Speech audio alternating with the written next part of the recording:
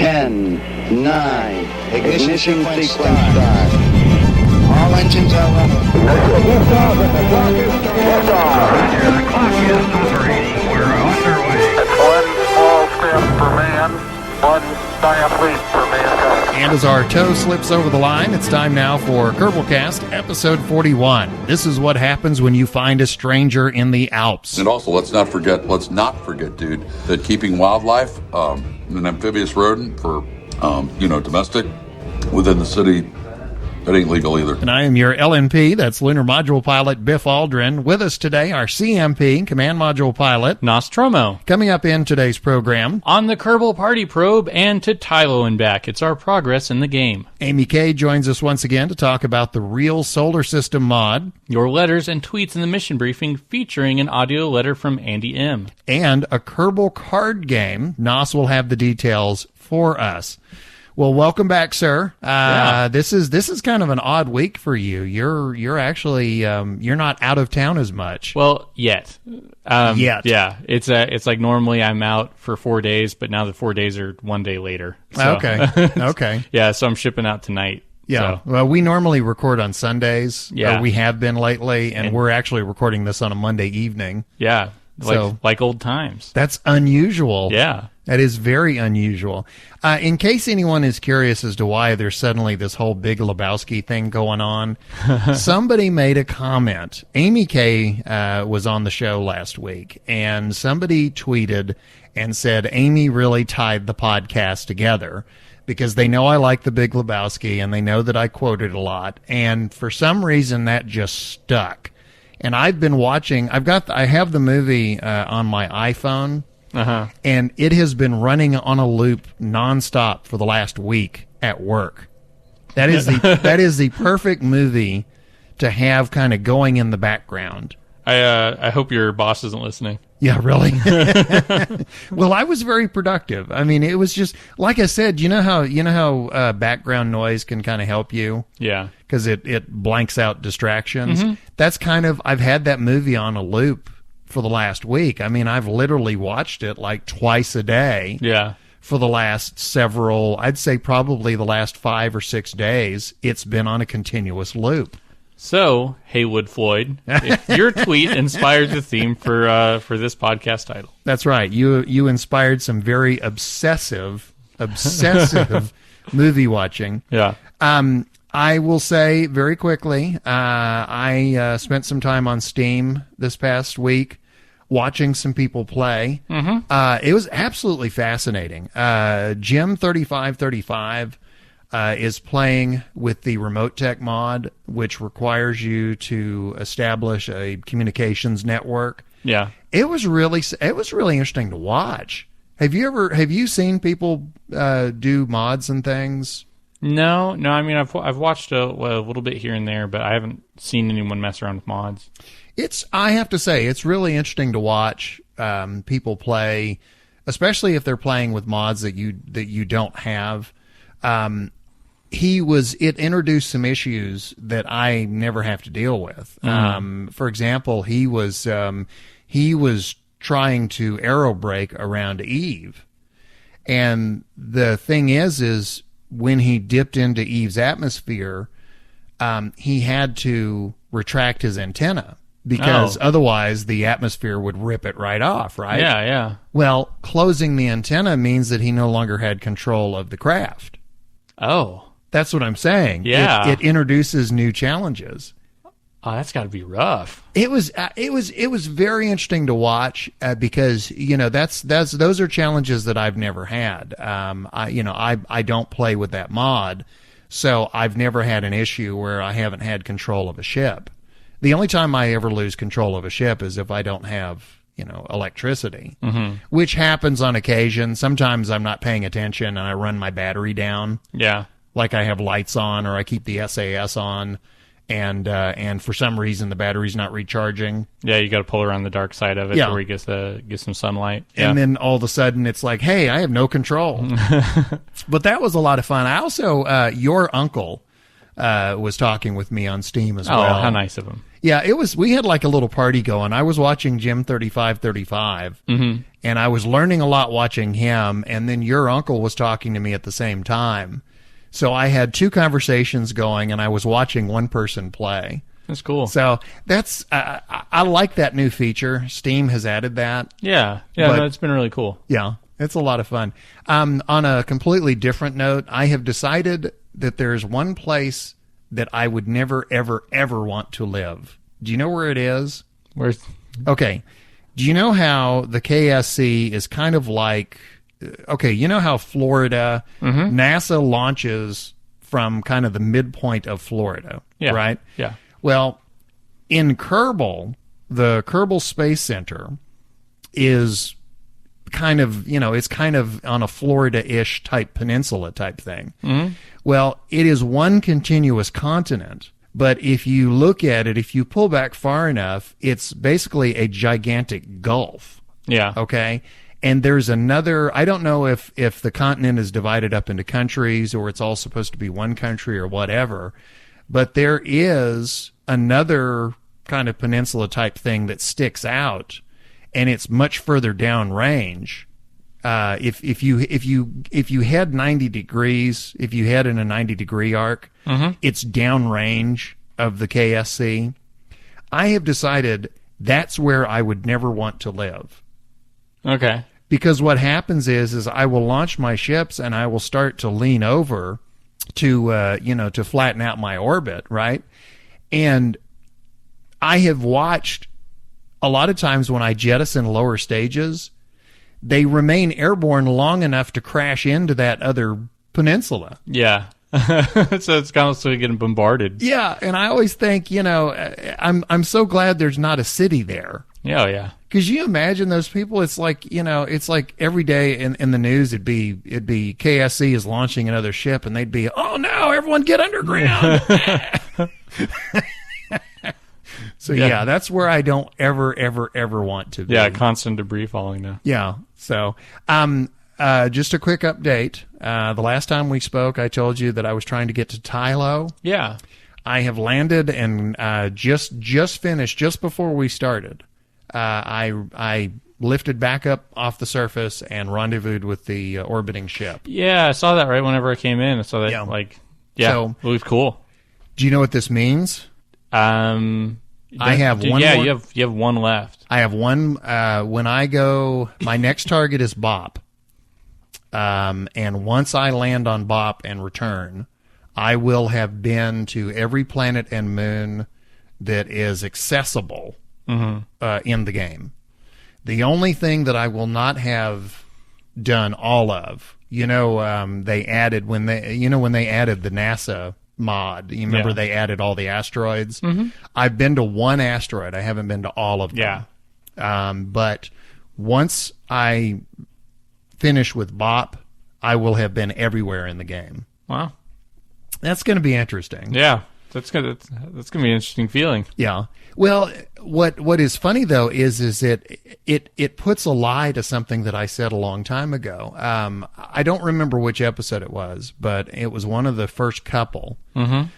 I was talking about, you and I were describing ourselves as players, and you were saying, I'm a beginner, I'm just starting, and I was saying I'm a mid-level player. Yeah. And I don't consider myself an advanced player. You said to me at the time, if I remember right, you said, when would you consider yourself to be an advanced player? And I said something to the effect of, once I've landed on everything that can be landed on, that's when I would consider myself an advanced player. Yeah. Well, I'm almost at that point, and I don't feel like an advanced player. I still feel like a mid-level player. I think that means you have some humility, if anything. Well, it reminds me of a quote Neil deGrasse Tyson said. He said, the more we learn, the more we realize we don't know. And I think that's kind of where I am, which is the more I've learned to do in this game, the more I've discovered that I don't know how to do in this game. Yeah, yeah. I mentioned watching Jim 3535 on Steam. He was doing things that I had never even considered. And, I had the experience a couple of weeks ago of North Star watching me. and having a heart attack about some of the stuff I was doing. And again, I'm understanding. It's like, as much as I've learned, I'm now understanding that there's so much more that I just don't know yet. Yeah. So I still, even though I have reached my arbitrary benchmark that I set way back when, I still don't feel like an advanced player. No, I get that. It's like you feel like anytime that you've done something, you have a feeling of like, well, I did it, but did I do it to the best of my ability? There's a better, more efficient way I could have done it, Right. And then with something like KSP, there's different ways of doing it. Like, you've been to all of those like that, but you haven't been to anything on a space plane. You haven't done anything with some of the other features they have. Right. And then you have mods. So, I mean, if you want to do kettlewell mode, then like you're back to square one. Well, we have Amy's coming up in the program in a little bit. She's playing with Real Solar System mod, the Real Solar System. Kettlewell mode continues to get more and more difficult. Yeah. She sits around and just dreams of ways to make this game more difficult. Yeah. Part of why I don't think of myself as an advanced player, though, and we'll get to this when we get to the tweets. Last week, I had mentioned that I was having trouble with Tylo. I was saying that for some reason, I was having great difficulty slowing myself down enough to land and still have any fuel left over. And I said that Tylo doesn't have that much gravity.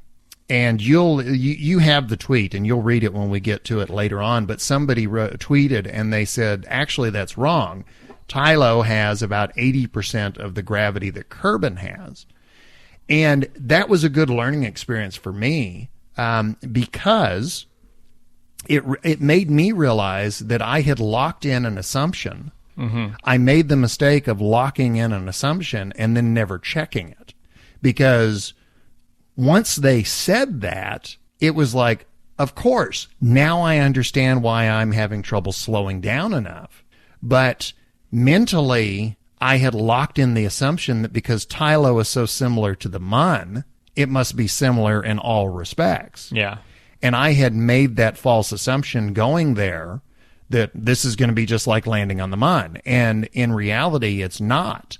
Because typically what I do, a lot of times, like when I went to Lathe and when I've gone to other places, a lot of times what I do is I'll get on the wiki and I will research and read about where I'm going. And then I'll kind of tailor whatever the ship is that I need and my approach to actually getting there. Well, I had assumed that Tylo was so much like the Mun that I didn't do any of that. And then I kept running into, why can't I slow this thing down enough to land? And then I got that tweet. No, there's a lot of gravity. And it was, now I get it. So I said early on when we first started this podcast, I said early on that I would always talk about, neither one of us are experts. Yeah. We don't claim to be experts. Never do. And one of the things that we said straight out was we're going to be honest about our learning experience. When we make mistakes, we're going to talk about them because, not only do we learn, but the listeners learn with us. And that's a lesson right there. Be careful about being locked into assumptions. Have you heard the expression about the word assume? When you assume, it makes an ass out of you and me. So, yeah, that's very relevant. I was locked into an assumption. And until I broke with that assumption and looked at it from a new angle, I was not able to land. I kept trying over and over to bring a ship down on Tylo, and I couldn't do it. You pretty much described like the main message, or What? one of the main messages from Big Hero 6. Oh, really? Yeah. And I haven't even seen it. Yeah. There were a couple, but one of them was like, just try to view things differently than how you are. And Really? Yeah. Uh-huh. Interesting. Yeah, I watched it the other day. So does Pixar owe me money? Is that what you're saying? Or do I owe them money? No, you probably owe them money. Yeah. I owe them the cost of a ticket. Yeah. Yeah, there you go. What was one thing that I thought was kind of cool was once I realized the issue that I had, I realized that the lander itself did not have enough fuel and it didn't have enough horsepower to slow down enough. So what I ended up doing was I used the orbiting ship that I had, which had a lot more powerful engines and a lot more fuel. And this was really tricky. And it took me about 3 attempts before I was able to pull it off well enough. Yeah. But what I ended up doing was I pointed that thing retrograde and I blasted the engines full power, which slowed me down enough to bring me in for a landing. What I had to do was, once I got close enough to the surface, I had to find the right point to disengage the lander from the big ship under it. Yeah. And then bring the lander down by itself. And I had to find, there was a point that I had to find where I disengaged close enough to the surface to where I didn't burn up a lot of fuel coming down, but that I didn't disengage so close to the surface that I didn't have time to slow down enough. But I had to essentially cut loose a much bigger ship under it before I could bring it in for a landing. Yeah. And it took me about 3 times before I actually hit the right spot. And when I did set it down, it turns out that the lander had eaten up more than half of its fuel and did not have enough to get back up into orbit and circularize.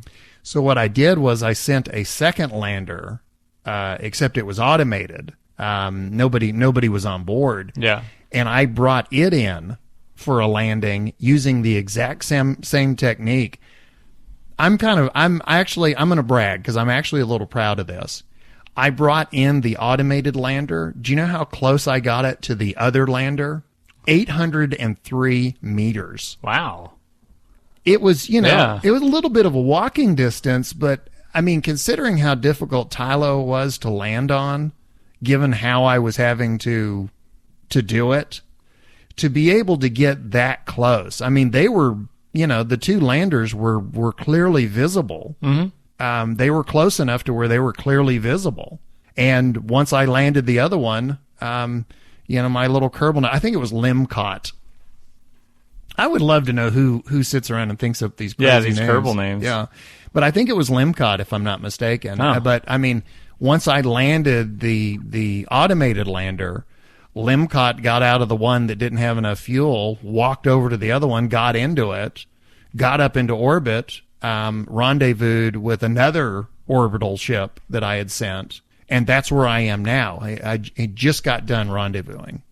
I know it's not really at all what you described, but whenever you're describing disengaging from it while I was going, I couldn't help but think of whenever the Battlestar Galactica. Oh, yeah. Like whenever it was falling through the atmosphere and then took on New Caprica? Yeah. That was just, I don't know. I just couldn't get that image out of my head. I'm going to have to, see if I can get that to work. Yeah, we have to have that music, that driving, thumping music. Yeah. Yeah. This is a complete aside, but that scene was so cool. That's one of those moments that every now and then I'll just pop that episode in and just watch that sequence because it was just so well done. Yeah. Yeah. But yeah, it was, if you really want a challenge, try and do that. Try and pull that off where you're burning retrograde. Essentially, the orbiting ship, the ship that's supposed to get you home, the one that's big enough to get you home, burn that thing retrograde and then disengage the lander. And understand now, I did not have a Sepratron. The lander was connected to the other thing by a senior docking port. So it wasn't a matter of hitting the space bar and separating the lander. It was, not only is this thing plummeting to the ground, in order to disengage the lander, I had to right-click and undock, which takes a lot longer than just thumping the space bar. Yeah. So that was part of the challenge, was not only figuring out where the right place to disengage was, but giving myself enough time to where I could, because when you're falling and that thing is moving around, it isn't that easy to put your mouse pointer where it needs to be. Yeah. So that you can right-click and select undock. So you had to kind of build in enough of a margin to where you could do that. So anyway, yeah, it took me about 3 times. Now the question that I have, though, and I have yet to, I've yet to decide what I'm going to do. The question that I'm wrestling with is, do I now send the ship that I have in orbit around Tylo with a lander? Do I now send that ship on to Bop and make my landing there? Yeah, yeah. And the reason that that's an issue, the ship that I have in orbit that the lander has docked with has a limited amount of fuel. So if I use that ship and go to Bop, I probably have enough fuel to get from Tylo to Bop. I probably would not have enough fuel to get back from Bop to Kerbin. Mm-hmm. So I'm going to have to do a refueling mission either way, probably. Yeah. The question that I have yet to answer, I have to make a decision on, is would it be easier to simply send another lander directly to Bop, bring it around Jewel, aero brake, and then go on to Bop, rather than, because if I decide to use the lander that I currently have in orbit around Tylo, what I've got to do is I've got to come in, aero brake around Jewel, get into orbit around Tylo, rendezvous and dock, refuel, then I have to send that ship to Bop, get into orbit there, land, come back, rendezvous, dock, and if I have enough fuel, leave there and go back to Kerbin. Would it be simpler simply to bring a fresh ship in, go directly to Bop, land, come back, and go home? Yeah, and save you the time. I haven't decided yet. Yeah, which one will save you the time? I haven't decided yet. But the rescue ship that I sent to Tylo, this is another lesson that I learned. You have to be real careful about parking orbits around Jewel. The rescue ship was mission 4. Oh. I'm not kidding. Yeah. What I did was I brought in, I sent one ship, okay, and I put it in, I aero braked around Jewel. Do you remember I had said that 100 kilometers for a periapsis around Jewel seems to be the perfect aero braking? Well, that's what I did, was I came in, I set my periapsis at 100 kilometers around Jewel, and I ended up with a nice elliptical orbit. Well, I had another ship coming in behind it, which was a tanker, and I thought, okay, I've got this ship in the Jewel system. I can leave it. I can switch over to the other one, bring it in, and and proceed from there. Well, when I brought the other ship in, I started going, okay, where's the first ship? It turns out that if you leave a ship unattended, and I don't know for sure what happened, but I can pretty much guess that one of the moons of Jewel grabbed it and threw it back out of the system, because when I went looking for it, it was in a nice circular orbit around the sun. You know, it was completely out of the Jewel system. Yeah. So when I brought the tanker in, thinking, okay, I don't want to lose this one, I put it in a fairly wide orbit around Jewel. Inside Lathe, inside, it was an orbit that was inside the orbit of Lathe, which is the closest end moon to Jewel. Okay, and then I went and deorbited the other ship. I actually crashed it into the sun. I just some little gremlin in me just said, "Ooh, that would be fun to crash it into the sun." So I crash it into the sun, and I go back to the tanker, and it's gone. It apparently, the orbit that I had established was close enough to Lathe, where Lathe, I guess, grabbed it and threw it out. Wow. So that was 2 ships I lost. Yeah. Just by leaving them. But anyway, and then the third one that I came in was simply to refuel. And then the fourth one is the one that came in with the automated lander. So it took me 4 attempts just to get something down there to rescue my Kerbal knot. Yeah. That was an interesting. They're worth it though. Those little Kerbals. I guess. But I guess the lesson to be learned is be careful with parking orbits around Jewel. Yeah. Make sure that you're not close enough to any of the moons because they will apparently grab them and throw them out. You got to stay within the lines. You have to stay within the lines. One last thing I want to mention before I move on. I had another Kerbal in the wild sighting. Oh. I was at a entertainment store. Yeah. Wearing my Kerbal shirt with. Is that what they call those now? Well, CDs and Blu-rays and. I was trying to say it without saying the title, but I was wearing my Jeb shirt. Oh yeah. And the guy behind the counter, whose name I wrote down, Ryan, hello if you're listening. Hey Ryan.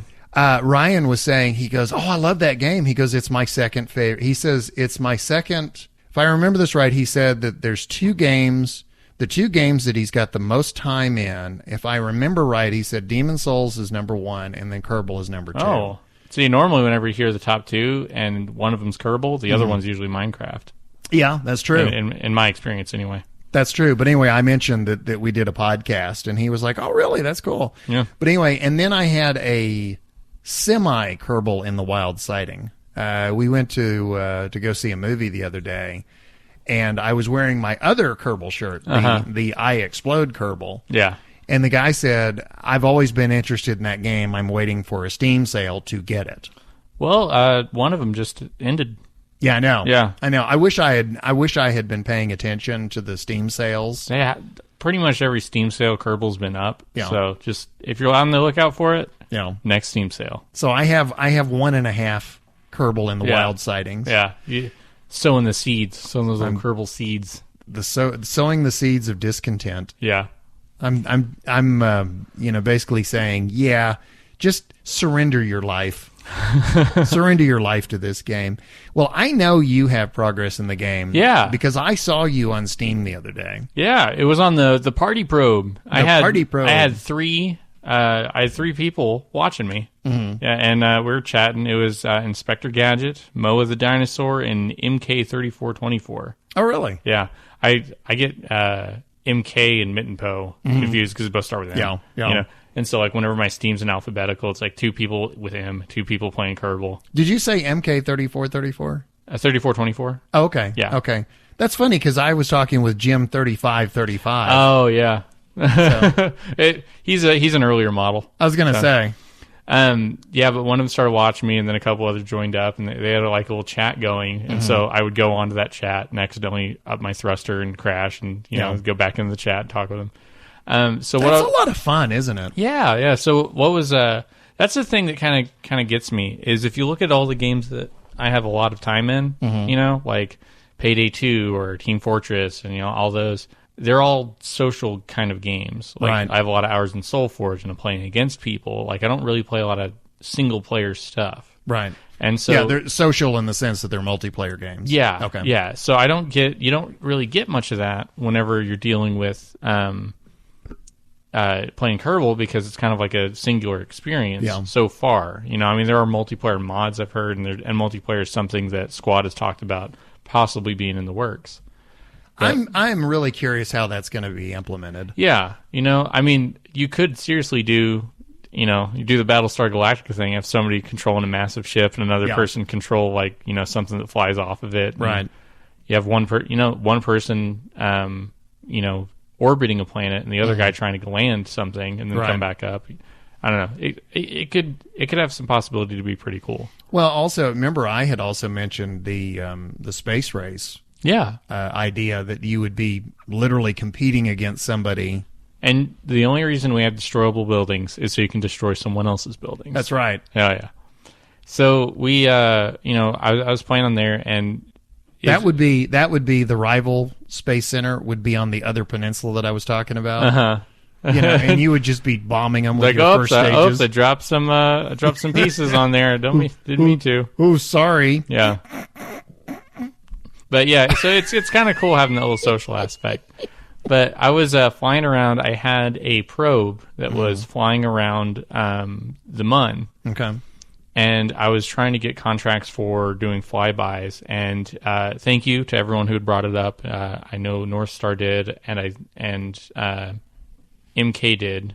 While I was chatting with all of them. that I was too high for my thermometer to actually get any readings. I needed to be lower. So I get the thing really low, and I do one, and I start setting myself up for the next one, and then I realize that the first one I did was above 91 kilometers. 91 kilometers. And I get, I'm forcing myself to pay attention.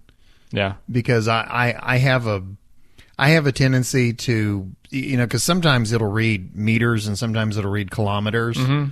And sometimes I'll say meters when I mean kilometers. It's 9,100 meters. Yeah. Yeah, I had to be above that for one. And the other one I had to be, I found out I had to be below like 8,600. Mm-hmm. And so I was like, oh, that's going to be rough. And so I go to another one, and it was below 9,100. Mm-hmm. So I get my orbit going, and the guys are looking at me like, oh man, you're having a hard time controlling that thing. My probe, I did not have the parts or the stuff unlocked for SAS. Oh, okay. So I'm flying this thing without stability control. So anytime I have a maneuver node, it's like I'm constantly like hitting keys, like zipping the thing around trying to get it to stay stable. You don't realize how much SAS makes your life. Oh, it's so nice. Until you don't have it. Mm-hmm. Because you don't have to worry, you move it somewhere and it's going to stay pointed that direction unless something massively jarring happens. Yeah. So I lowered the thing, and I changed to the whatever. What's the purple triangle? Do what on the maneuver node? The purple triangles. The purple triangles. Or the red triangles, whatever they are. You talking about normal and anti-normal? Yeah, I was adjusting the normal and anti-normal to change the route that I was going in my orbit, so I could rotate it over that node. So I get it, and then I'm going around, and I'm like getting closer and closer, and just inching it down a little bit more each time, and then I'd be off, and I forgot about the how I was spinning around the mun. It was throwing it off. So I was having quite a time with it, which really what would have solved a lot of my problem is if I would have put the apoapsis or periapsis right above that point. If I would have gotten to that, then it would have been a lot easier to control. But I had a limited amount of fuel, and I kept trying on it. The closest I got was 60 meters away from exactly where I needed to be. I was just 60 meters off, and I had about 2 more tries, and then it completely killed me. Yeah, so. I by the way, I confirmed while you were talking, yes, that's normal and anti-normal. But I was like 60 meters off from this thing, and then I get a little bit closer, and I got too close at one point. But I would be adjusting all of this in the map view, and I would come out of it, and I'd be just skimming over the surface of the mun. Like I could the features were just flying by. It was, right. It was like somebody flying over mountaintops. It's just like zooming by, and I'm like, my little probe. And I know if I had SAS, and if I would have thought to, and one of the guys suggested it, I just knew it was too late for the amount of fuel I had. Mm-hmm. If I would have put the periapsis just right above the point that I needed to be at, that I needed to fly over, and if I would have had the SAS, I would have gotten it. Right. But that was the main thing. I just spent a lot of time doing that. And then, I got tired of flying that around, and they had a good conversation going, and I didn't have anywhere to be, so I decided to try to make this is so bad. This is like the worst representation that I could have given him. Like, hey, this is the guy who makes a podcast you listen to. I threw together something to fly to the mun, so I was going to send a Kerbal knot up to the mun and have him just stay there, orbiting the thing. So anytime there's a contract for, science from the mun, I could just, use him. Right. And I would have the SAS. So I go to make this thing, and I made it too tall, and I forgot struts, and it wobbled all over the place and exploded. And then I did it again, and it was just, still too tall, so it was wobbling anytime I would steer it. So I was like, okay, one more time, and I got the thing going, and it was up.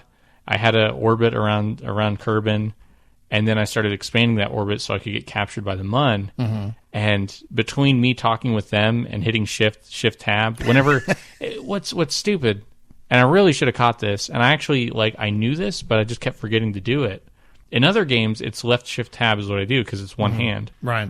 Well, in Kerbal, unless you change the key, which would be the smart thing for me to do, so of course I'm not doing it, is to hit right shift tab. Right. And it doesn't affect anything. Mm-hmm. Well, I didn't do that. And so, did you keep throttling up? Yeah, and I would tap the M key, and I'm like, okay, I'm going to zip just past the mun. And then they said, what are you trying to do here? And I looked at it, and I was like, I had pushed so far that I thought Minmus was the mun. Oh, really? Like, my orbit was going so far out, and I'm like, oh, maybe we'll get a Minmus encounter. Yeah. And it's like, oh, wait, the plane. Yeah. Like, I wasn't on the right plane. Right. So I was like, okay. I was like, all right, guys, I got to go. I was like, I'm done embarrassing myself. I managed to get captured around the mun, and I think I don't think I made it out of it. So I just reverted the entire thing because I didn't want to get him stuck there because I didn't have exactly the orbit I wanted.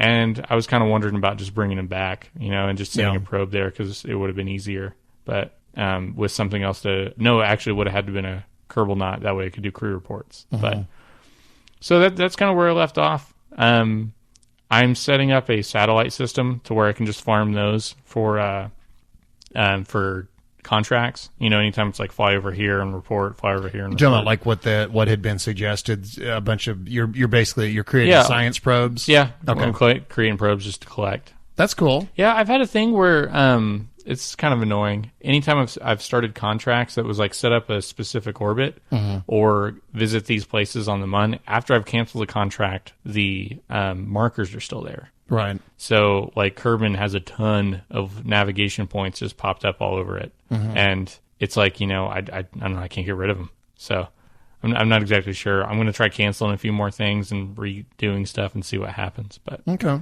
it's weird. That's a question for the listeners. Yeah. Can you help Nos? Yeah, because I know I don't have any specific orbit contracts going, but I have 2 specific orbit navway or, like, nav point guides in my map view. It's weird. Okay. Yeah. But that's where I left off is, 3 of us, or the 4 of us, I guess, hanging out, chatting with on the party probe. That is, again, going back to what I said, that is so much fun. Oh, yeah. I'm so glad Steam added that feature. Because it's really it's neat to be able to either play with people watching and talking or watch somebody else and talk with them. When I was watching Jim 3535, I mean, there were a lot of questions I had because he was doing things that I had never seen, and he was using mods that I had never used.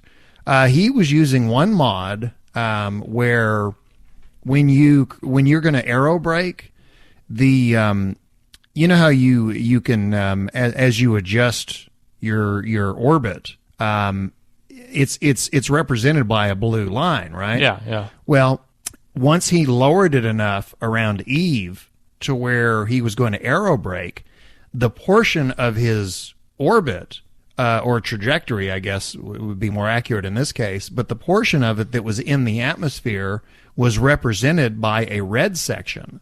Okay, so it actually showed him the length of his aero braking. Wow. And that was something I had never seen. So of course I was like, what mod are you using? And I was asking him all kinds of questions. It was really the only reason I ended up bailing out because it got to the point where it was so late that, I was starting to see double images. Yeah. But it was absolutely fascinating to watch somebody. The only thing I cannot stop doing this. When I watch somebody on Steam, I am constantly trying to use my mouse to change the camera view. Oh, yeah. And I have to keep reminding myself that I can't do that. Yeah, it's like, I don't have my... Yeah. Yeah, but it's like, I'll be sitting there watching, I'll go, oh, that looks interesting, and I'll like go over and right-click, and I'm going, the camera's not changing. It's like... It's locked up. What is this thing doing? It's like, it's because it's not yours. Yeah. You big old goofhead. Anyway, that's a lot of fun. I have to say, I'm really glad that they're doing that. So, what is your what's your next? Are you still doing your network of satellites?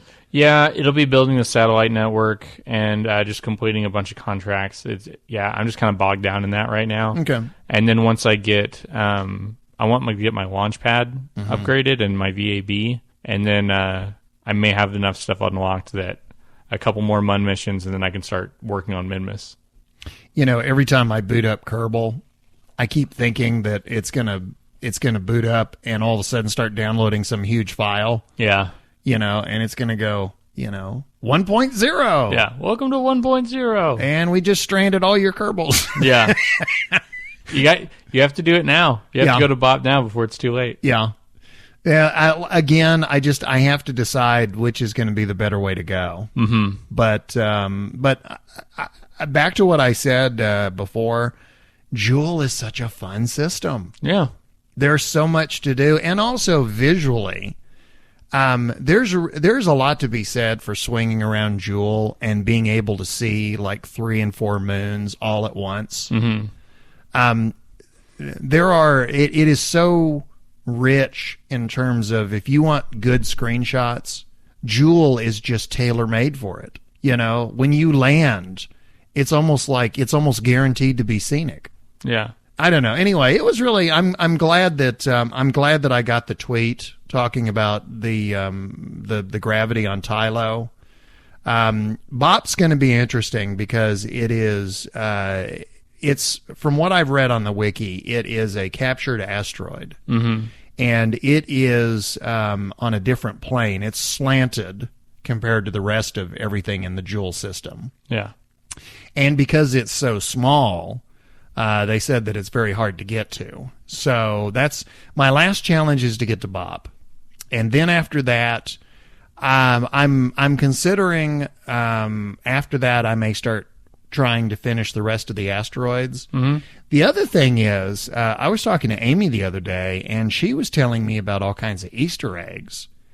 And I'm thinking I might start going hunting for those. Yeah. She says, do you know 2001, the monolith? She says there's 3 of those on the Mun. Really? Yeah.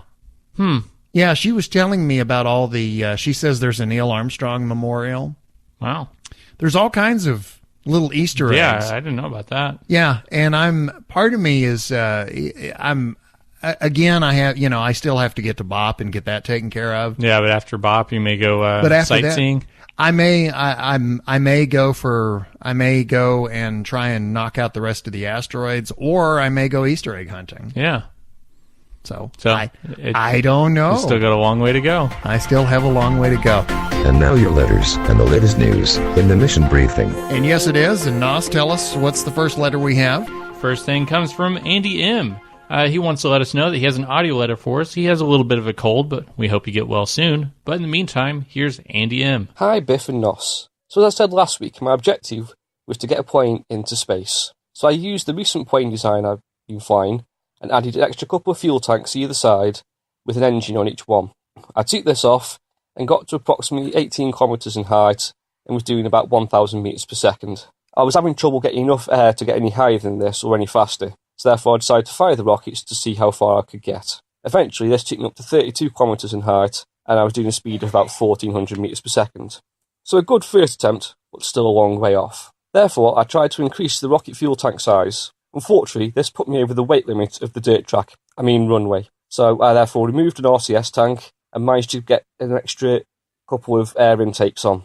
This allowed me to get my plane up to approximately 22 kilometres with a speed of about 1,200 metres per second. Again, I was having trouble getting past this, so I decided that I would fire my rocket engines. So off they went, and I kept going, and eventually I actually managed to get myself into space. I knocked off the burners, waited to get to my apoapsis, and managed to circularize my orbit. With this, I was very happy. Next stage was to collect some science before returning to Kerbing. So, I knew return was going to be interesting with deadly re-entry. Therefore, I did a retrograde burn and got myself down to a periapsis of 50 kilometres. I was hoping this would be slow enough, to make sure I didn't burn up on re-entry. So I entered the atmosphere and I kept the nose pointing prograde.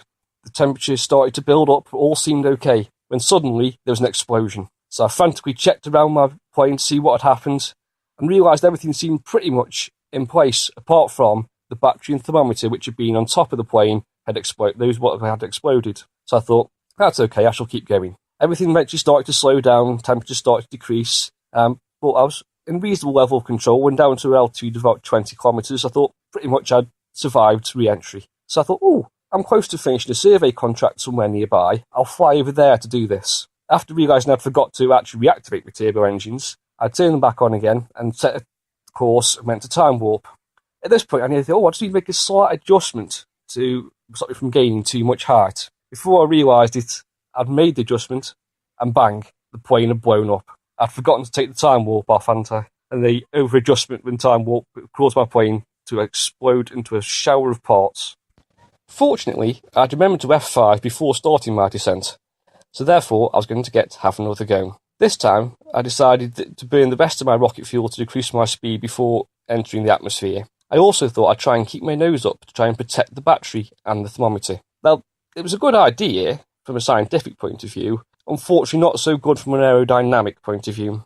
The angle of attack was way too high, and pretty much as soon as I hit the atmosphere, I went into a spin. Now, I know that flat spins can be quite dangerous to jet fighter planes, but I thought, I'm at 60 kilometres, I've got a lot of chance to get over this. So if I didn't panic, I cut all the engines off, I tried then doing different adjustments, different engine speeds, turned the RCS on. I tried a number of different things, but none of it seemed to be making the slightest bit of difference. I was in a continual flat spin. So, as a last resort, I extended the landing gear and prepared to say goodbye to 2 more Kerbals.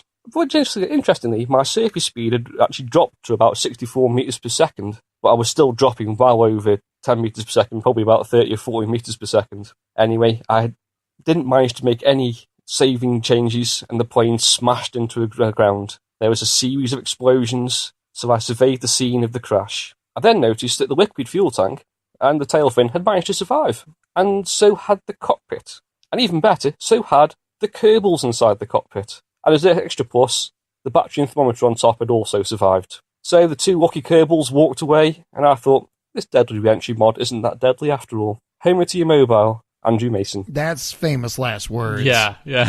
I have said that. Remember, I said deadly reentry isn't that big of a deal, and then all of a sudden my capsule started exploding, and I spent a week learning how to re-enter. So yeah, we may get another audio letter from Andy in about a week going, forget everything I just said. Take it back to that last letter. That's a great letter, by the way. Andy M., thank you so much. We love audio letters. Yeah, thanks a bunch, man. And that was a good story, too. So I'm curious if that's going to be famous last words. Let's move on. The next letter comes to us from Top Boom. And being a Star Wars geek, I love the title that he put on here. That's No Moon. Yes. He says, hi, Amy, Biff, and Nos. I just wanted alphabetical. Yeah. I just wanted to give a real quick plug for a good, simple mod that adds a fantastic graphic enhancement to KSP. In episode 40, Biff mentioned he couldn't see Joule from far outside the SOI, Sphere of Influence. Distant Object Enhancement corrects this issue and other similar ones. Have you ever looked up at dusk and seen Jupiter or Venus as bright points of light? This mod brings that to KSP. And if you are like me and also suffer from a bit of Kessler syndrome, it will also show flares of illuminated spacecraft debris out there. You can hover your mouse over it and it will happily display Monstrosity 1 debris, as the case may be. Very cool mod and worth checking out in my opinion. Keep up the good work. I always look forward to listening to you guys and gals every week. Homer to your mobile, Top Boom. Again, the mod that he is recommending is called Distant Object Enhancement. If I can find a link to it, I will. I'll post it on our website. What's our next letter? Progress report from the awesome power of rockets. Yes. I haven't left Kerb in a while, but much progress has been made. Good old Kerb. Not all of it by me. This week, my 5-year-old daughter taught my wife, not a gamer, how to fly planes in KSP with a flight stick. She almost nailed landing on the island airstrip on the first go. She's already better than I am. My own progress is that I managed to get my Arduino altimeter. Yeah, altimeter. Okay. Working with help from the kind people on the official KSP forum. Really nice and helpful there. So that comes from the awesome power of rockets.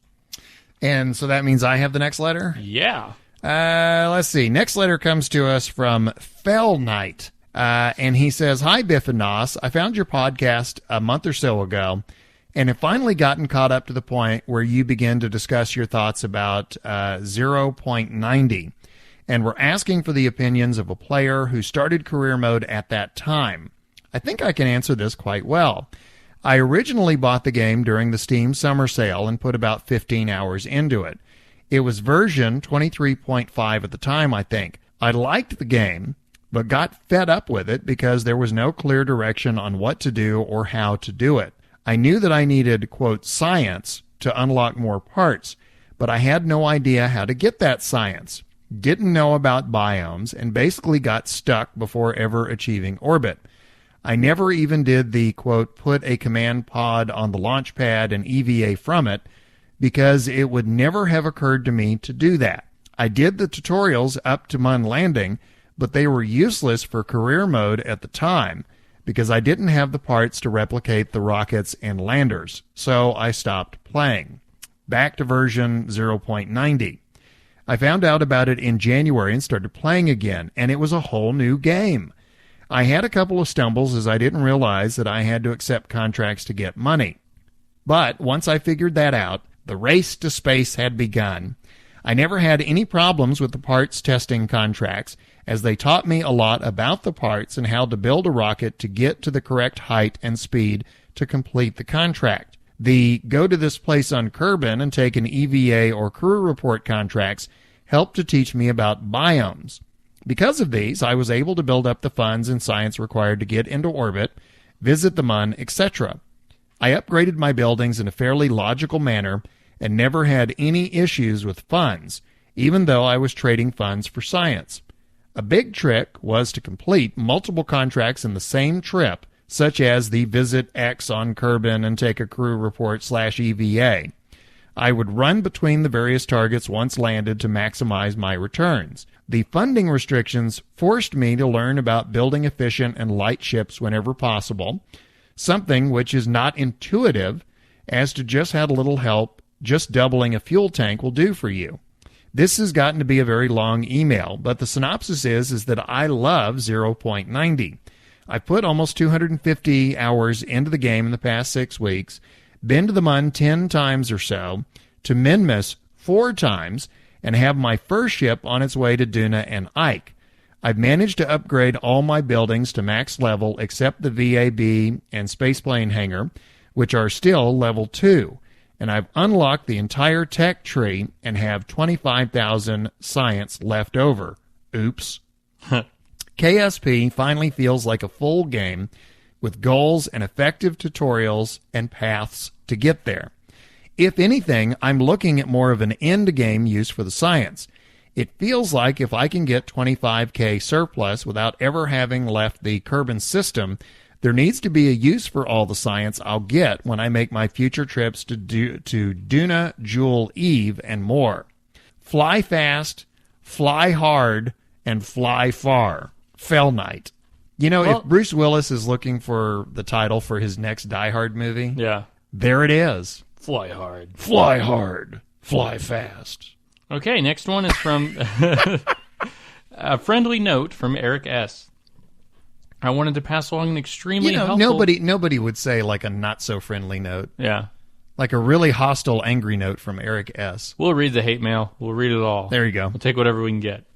I wanted to pass along an extremely helpful forum thread that covers a few methods for surface-based construction. A theory crafting link, which will include a craft pack, which has stock and Kethane modules included, which will also include in the listing for this podcast. The threads above are just filled to overflowing with ideas, construction guides, and all sorts of craft files to get yourself into all kinds of base building trouble. The real goldmine, in my opinion, is the theory crafting thread that dives into making your own modules. All this makes the surface-based construction contracts loads more fun. Give it a read and let the colony building commence. Homer to your mobile, Eric S. Very nice.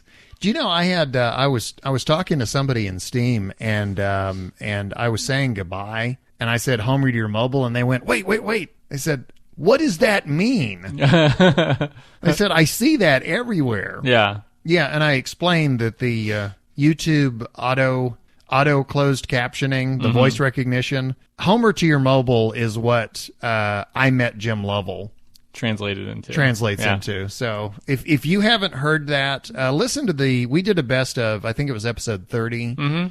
That's one of the very first segments. If you've never heard that story, Yeah. Go and listen. Whenever I was, I had those, the 3 of those listeners that were, watching me play. Mm-hmm. Whenever it came time to leave, I was like, all right, happy Kerbaling, guys. And they all said, Homer to your mobile. Yeah. And yeah, it's kind of like our, It's our catchphrase. Yeah. So it amazes me the things that stick. Mm-hmm. Because sometimes we do things and they go nowhere. Yeah. And then sometimes we do things and don't even think about them. and then they catch on. That's the thing that hits. Well, I mean, we had, Diarrhea Planet turned into a thing. Yeah. The whole episode 6 with Canada. Yeah, whenever. And they still have the title. Yeah, we did. We have another letter that actually mentions that. Oh, really? That we're coming up to. Oh, okay. And so I went in and checked because I was curious. I wanted to see if episode 6 was still being downloaded heavily in Canada. Yeah, for some reason, Canada is downloading the crap out of episode 6. Yeah, it's the one episode that isn't majority U.S. Yeah. I don't know. We'll find out. Okay, the next letter comes from Nathania, and it's called More Comprehensive Contracts, Better Science, and Mun Mountain Clipping. Biff and Nos, greeting from frigid Wisconsin.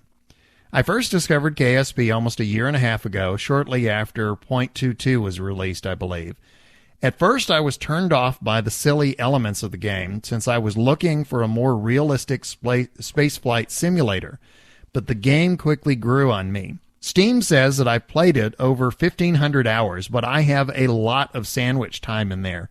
See, that's another thing that caught on. Yeah. Because you remember we were talking about sandwich time, and I had no idea what you were talking about. I made it up. I was like, yeah. I don't know. I needed some way to describe being logged into the game but not actually playing it. Yeah. So. And you said sandwich time, and that's a thing. So we need somebody to write in and mention Diarrhea Planet. Yeah. We need to bring that back One in. of the guys did. They said that they mentioned that I didn't have any music playing. And I was like, oh, yeah, I'm listening to music, because... Oh, okay. Oh, in Steam? Yeah. Okay. I didn't have any music playing through Steam. Right. And so they're like, oh, yeah, I said I don't play the music in Kerbal anymore. I listen to albums. I have it up on my other monitor, and I just, listen to music. And I said, I'm trying out some new albums, see if I want to buy anything. And they're like, anything from Diarrhea Planet? And I was like, yeah. So they actually put up, there's a new EP, Aliens in the Outfield, which is... couple more songs they put on Amazon. Wow. So there you go. Are you still listening? Are we on a digression here? Are you still listening to King Khan? Yeah. Khan! Yeah, I bought another album of theirs just a little bit ago. I have been and always shall be your co-host. Yeah. Okay, back to the letter from Nathania. First, I have actual sandwich time. Secondly, I let my kids have fun building spaceships in the VAB, so often I'm not the one playing. Few of theirs fly very far. And thirdly, they invariably neglect to turn the game off when they're done. I can't tell you how many times I've come down to use the computer in the morning to find KSP still running. Well, there's another 10 hours to my tally. I play Sandbox when I'm in the mood to futz around with some fun mission ideas or to play around with various mods. But in general, I subscribe to the Nossian school. There's a school of Nos. Yeah. There's a whole school of Nos thought. Live, crash, die fun. That's right. Yeah. Some future philosophy classes will be teaching the difference between the Nossian and the Biffian school of thought. The Nossian school is career mode is my style. And, one thing about Nos, he has style. Yeah. He's rocking it. According to that one guy who thinks I wear a suit all the time. Yeah. Just keep that image. That's a lot better than what I do. You have Gangnam Style. Yeah. Gangnam Style. No, just read it. No. You know what? I want to move to Korea. Oh. Serious? Okay, have you seen the video for Gangnam Style? Yes. Those are some really cute girls. If that pudgy bastard can be a pop star, I can be have a chance? In Korea, I could be a pop star. Okay, anyway, back to the letter. That said, career mode definitely needs some tinkering in order to be ready for 1.0. After I've played a campaign for a while, some of the contracts seem flat, isolated, or arbitrary to me. As an aside, I know that people love to hate on the parts testing contracts, but I don't really mind them too much. Last week, someone wrote in suggesting some more narrative-based contracts. I'd like to second that idea. I think it's worth pointing out, do you realize this is like the second letter in a row we've had now where people have actually said they like the parts contracts? Yeah. So, yeah, I mean, you hear a lot of hate for the parts contracts, but there's 2 letters back-to-back where they like them. And most of the people that did say they didn't like them were people that played before they were around. Yeah. So I thought that would be... I thought it's important to point that out. Yeah, definitely. It would be cool if there were a collection of related contracts that built on each other. The obvious example would be the Apollo missions. Perhaps there would be a series of contracts that reflect a progression from Apollo 8, around the moon, to Apollo 9, take a lander to space, to Apollo 11, land on the surface, and Apollo 15, perform more science, take a rover, etc.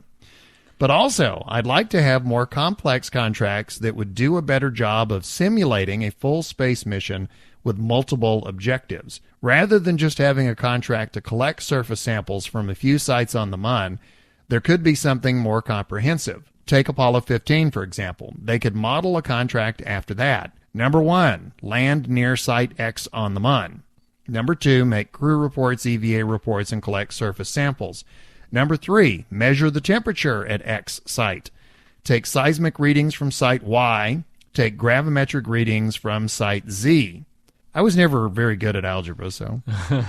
Number 4, travel X kilometers in a rover. Number 5, make a crew report from orbit. Number 6, deposit a satellite in a particular orbit. Number 7, return home alive. This would require you to think ahead when you are designing your mission. Perhaps some mission modes, would work better than others, i.e. LOR, EOR, etc. You'd have to figure out how to send along a rover and a small satellite, etc. I suppose the downside is that the contracts could become too complex, but I think it would give the sense that some Kerbal scientists devise some scientific priorities for the mission rather than just doing something for the sake of doing it. Also, completing it would give a more profound sense of accomplishment, in my opinion. As it is, it's relatively straightforward to complete some of these contracts. Also, my nerdy, curious, scientific mind wants to take it a step further. I'd love it if the science data that you gather could be used to answer real scientific questions about the Kerbal solar system. I want to know the geologic history of Minmus. What makes Eve purple? Whether life exists on Lathe? And what is the origin of those Easter eggs, for gosh sakes? But that's probably going a bit too far. I'm sure it's because I'm a real scientist that I want to know the answer to these types of questions. Sadly, I'm only a molecular biologist, not a rocket scientist. I love how that's sadly. Yeah. Sadly, I'm a molecular biologist. I'm not an ologist of anything.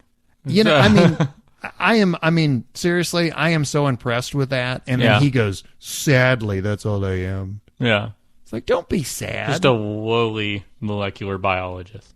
Hey, do you know what? If anything, the molecules look up to you, man. Yeah. So, Homer to your mobile, Nathania, P.S. Oh, you're going to love this. A recent contract I completed required me to build a base on Minmus.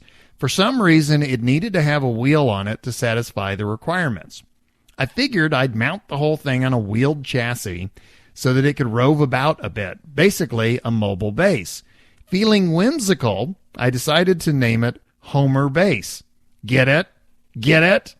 A mobile base named Homer? I know, lame joke, but true story. And P.P.S., this is the one you're going to love. Yeah. I really appreciated Noss's defense of Prometheus back in episode 8 or 9. I was disappointed in that movie the first time through, but now I will give it a second try. Anytime. I still say, when you're in hotels, because your job requires you to spend about 4 or 5 days a week in hotels. Yeah. I still think that you stand out in the hallway and listen when that's on like HBO and stuff. Uh-huh. You stand out in the hallway and just listen. And when you hear somebody watching the movie, it's like you know, bam, bam, bam, bam, bam. Hey, can I explain the movie to you? Yeah. Can we talk about this? I think we should talk about this. Yeah. But that was it was my first week of doing all this travel stuff, this travel job.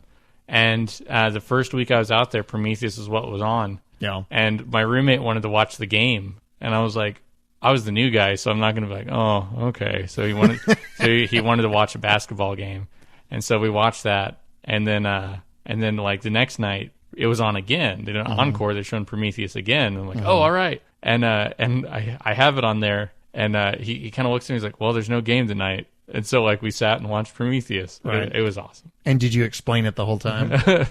Did you go? You see that? You see that?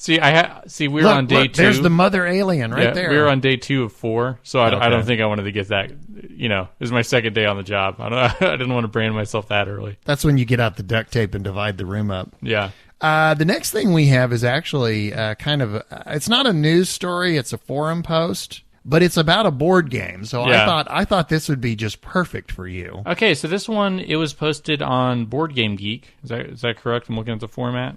I don't know. Yeah, I'm pretty sure it is. Yeah, I'm just looking at the format. I know it's Board Game Geek. You're asking like the one person that is not capable of even remotely answering that question. Yeah, that's true. Okay, so the forum post is by Hayu or Heyu or Hayoo. Heyo. Heyo. I'd have to be 1-0. Anyway. First off, he has a Kerbal avatar, so you already know he's headed in the right direction. Yeah, it's the Leonardo da Vinci man with the splayed arms and legs. Yeah, he said, but it's a Kerbal head. Okay, so I'm just going to summarize it. Okay, it's called Mini Space Program, and just the mock-up image he has a bunch of. In board gaming, they're called meeples. Meeples. Yeah, they are small wooden pieces that represent things in a game. Oh, okay. Yeah. So he has. Is this just so I'm clear? This is kind of like a Kerbal board game. Ish. It looks like it's a kind of game called a micro game where it's basically just like a board game, like a board and card game, just very small and meant to be played very quickly. So in the mock-up, he has a whole bunch of different little meeples that are in the shape of different rockets or satellites and buildings, and it's.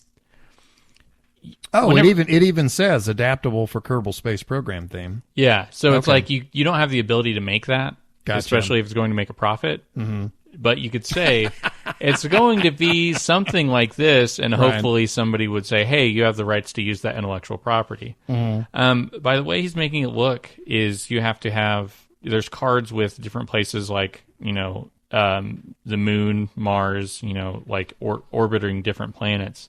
And he's trying to make it 1 to 5 players. He talks a lot about components. And the base for what I get from the gameplay is that you have to amass certain materials. Mm-hmm. And then by having those materials, you can basically in-game purchase whatever it is you're trying to achieve. So if you're trying to build a probe that can go around Mars, then you would get whatever materials you needed, and you would buy that certain area.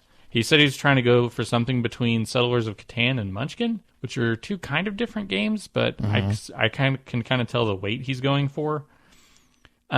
He's in the concept stage, so like everything you see in the picture may not make it, just for the sake of these are all just real neat looking pieces, but we're not exactly sure what's actually in the game yet. Right. So it's kind of I can tell he has his heart in the right place because he's definitely working.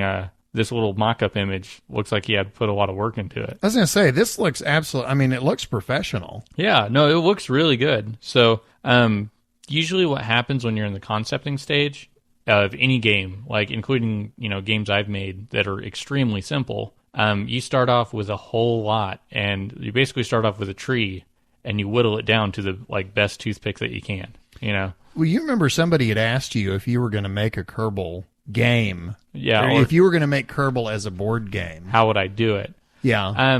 You were in kind of a different direction, weren't you? Yeah, because, this is focusing on the way this game would feel is that you're amassing resources to purchase things, and it sort of has that Kerbal theme there. Whenever you want to capture the theme of a game, you really want to look at what is the part that gets people the most excited. And with this, it's kind of like having the achievements there for... I talked about the game that's in prototype right now called Don't Explode, and it sort of captures the... I still love that title. Yeah, it captures the rocket building element.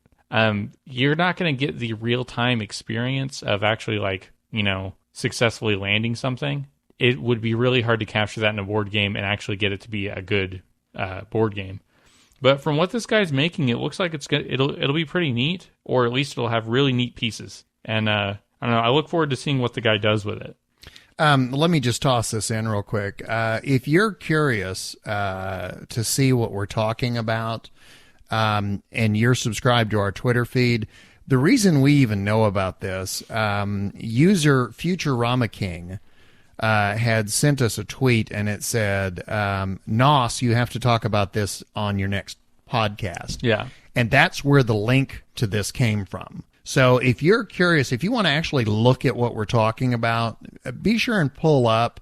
I had retweeted it. So all you have to do is check our Twitter feed and you can see it, but it's Futurama King, and he's got a link to this. Mm-hmm. But it looks interesting. I knew that with your board game background, you would be able to look at this, and I had a feeling you'd be able to kind of absorb this and describe it a lot better than I could have. So it looks like it could be pretty neat. I mean, is it going to capture the entire Kerbal experience? No, that's something you have to divide up. Like, you don't experience what it's like to march and mobilize and supply troops and risk. You just put them on the board somewhere, and you see things in a very big scope. So with something like this, you're seeing trying to get achievements, like putting a satellite around this, body. And as the game develops, at this point, when you're in that part of game development, things change massively, constantly. Yeah. So, I mean, and it's not like if one game is made about Kerbal Space Program, none others could be. You could do one where you could pick one of the 4 Kerbal characters that you get in not the administration building, but the contracts building, and you can make a game off of what their job is. So you can make it off of the scientists and how they spin science to make parts and get the assembly for parts together. You could have one for the guys trying to crunch numbers to fund a space program where parts keep getting used for things and blowing up and trying to salve and keep from going bankrupt. Right. You can make a game out of a lot of the aspects. So I'm really interested to see what it is. If it's a micro game, it will more than likely be a very low cost and very portable. And he was saying 30 to 40 minutes playtime. Yeah, and usually those kind of games, they also offer print and play. So where they offer what? Print and play. And play. Yeah, where they provide like PDF files, and usually for free. Sometimes they charge, and you could take that to a print shop and have it all printed out, so you wouldn't actually have to go buy a physical copy. Oh, okay. So, and how do you get the tokens? You would either use coins, like just pocket change, or you could print out and cut out paper coins or paper icons or whatever the tokens are. Okay. Yeah. I have to give you a lot of credit for something. You have expanded my understanding of board gaming. I mean, seriously, I remember reading an article in Wired magazine a couple of years ago where they were talking about Settlers of Catan, and they were saying that outside of the United States there was this huge audience for board games. Oh yeah. And they were talking about how this game was so popular because it broke a lot of the board game rules. They were specifically saying that, when you do the traditional board games like Monopoly and things like that, that there comes a point in the game where the person who's going to win is going to win. Yeah, yeah. But there's like this prolonged death spiral for everybody else, and they just have to just kind of ride it out until, and they said, those games can, you get to a point where it's not fun for anyone who's not about to win. Yeah. And they were talking about Settlers of Catan being a different experience. Even right up to the finish line, other people could do things to where they, could actually turn it around.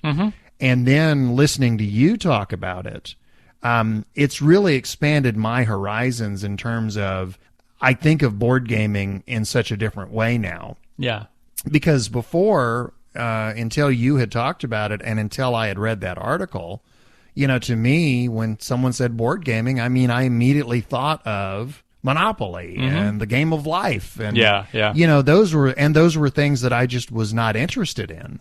Yeah, I remember the first couple games I played that were not those like classic Americana kind of games, and I was just like, well, you can actually do a whole lot of stuff with this. It's like you know, it's like whenever they first you know, just think about the first games that moved to 3D and things like that. You know, you started off in your side scrolling, and you know, then the depths of where you could move in, you know, 3 dimensions, and then like anytime you see a new innovative game, it just comes. Oh, I didn't think to do that. Yeah. Like when Resident Evil 4, I mean, I think there were games before that did it, but when Resident Evil 4 introduced QuickTime events, right?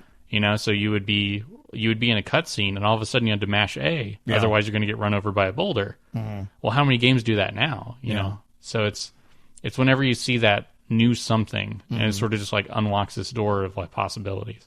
I will say though, my level of ignorance about this prior to having my horizons broadened.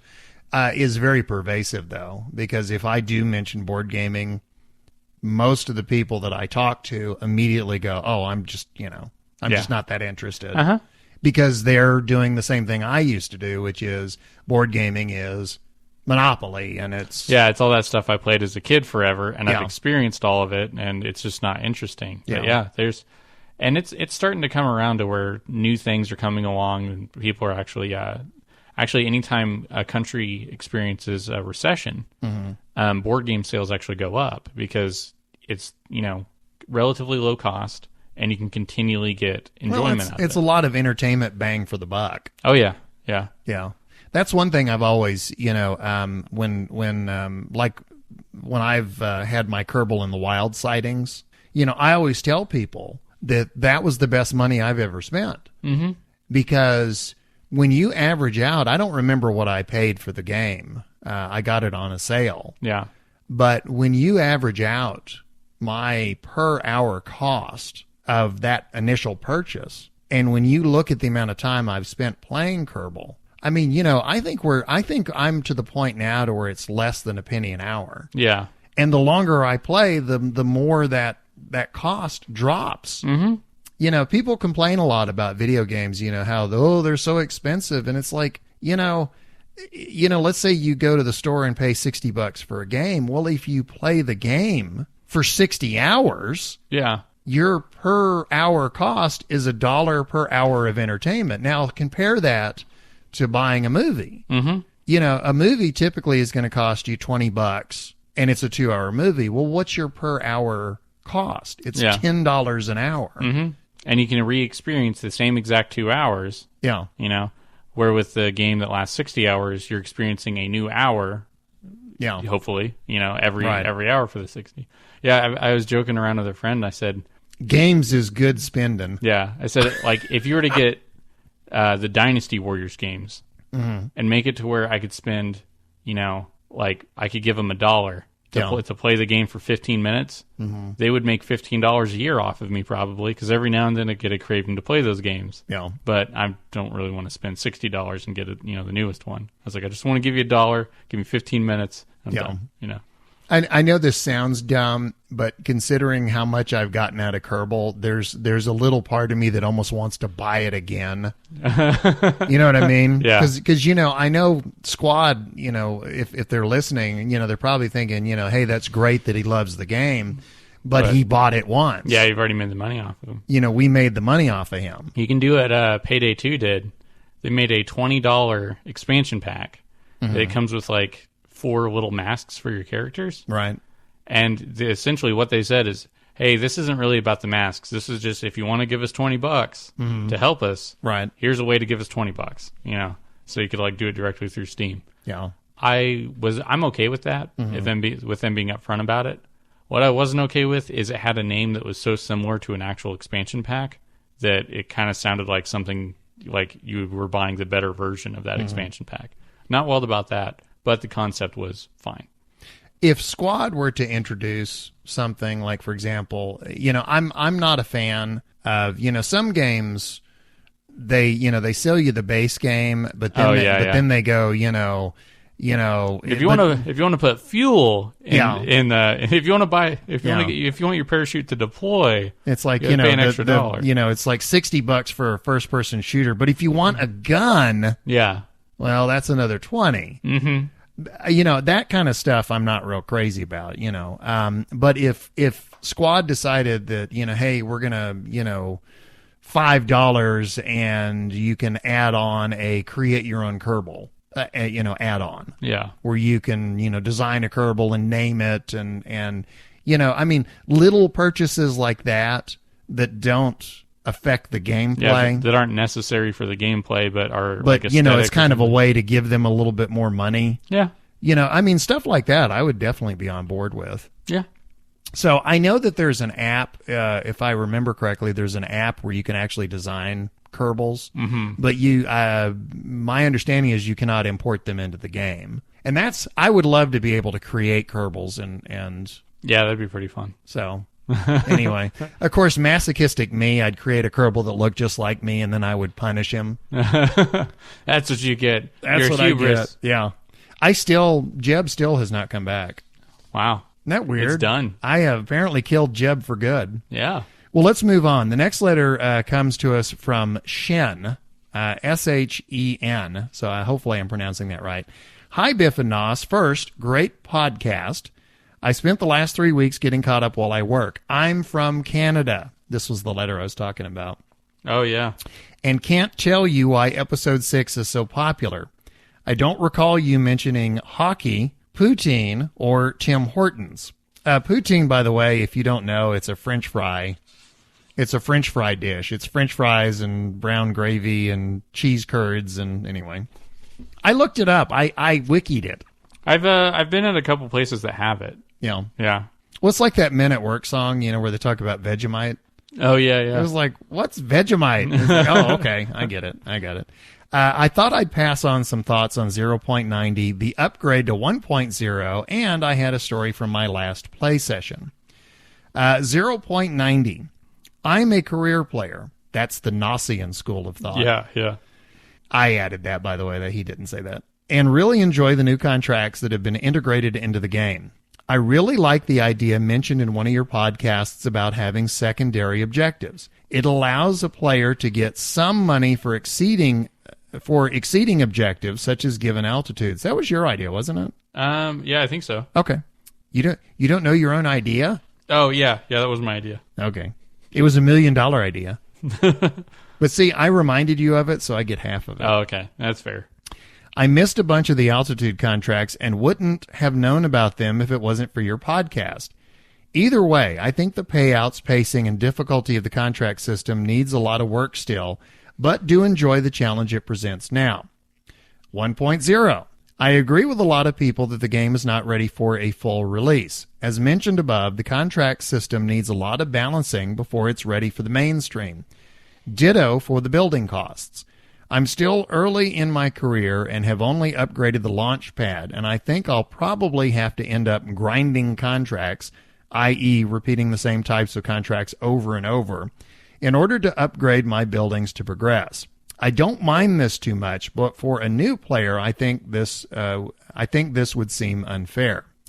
A story. I have a young daughter at home and very rarely get much time to play KSP nowadays. It's funny how the first part of that sentence explains the second part of that sentence. Yeah, yeah. This weekend, my daughter went down for a very long nap, and I finally got a chance to sit down and advance my KSP game a bit. I wonder how old his daughter is. I play career mode without saves, but with reverts.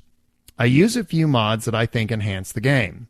FAR, Kerbal Engineer, Kerbal Alarm Clock, and one that I think would really help NOS out, Stage Recovery.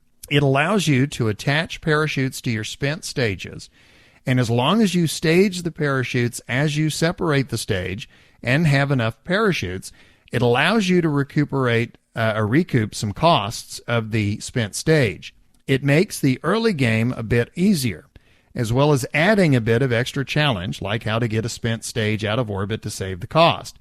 Anyway, during my recent playtime, I noticed some new contracts for putting a satellite in a specific orbit. The payout was great, and I felt that my recent upgrade to the launch pad, my only building upgrade so far, would allow me to fulfill these contracts pretty easily, so I accepted 2 of them.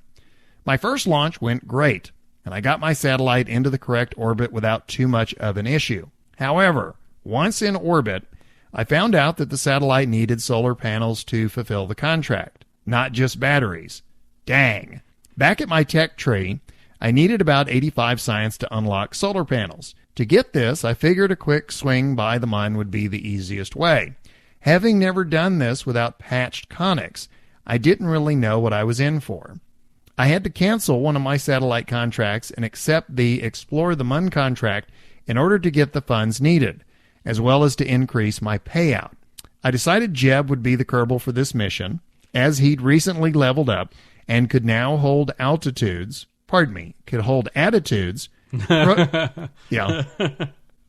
You like that one. Yeah, one slip of the key. One slip of the key. And you go from height to... Yeah. Well, in this case, it was one slip of the tongue. Yeah. But Jeb had leveled up and could now hold attitudes, prograde, and retrograde. Here, you have to say the next part. Say that. Sweet. Well, you have to... Yeah. Sweet. Sweet. Okay, good. Sweet.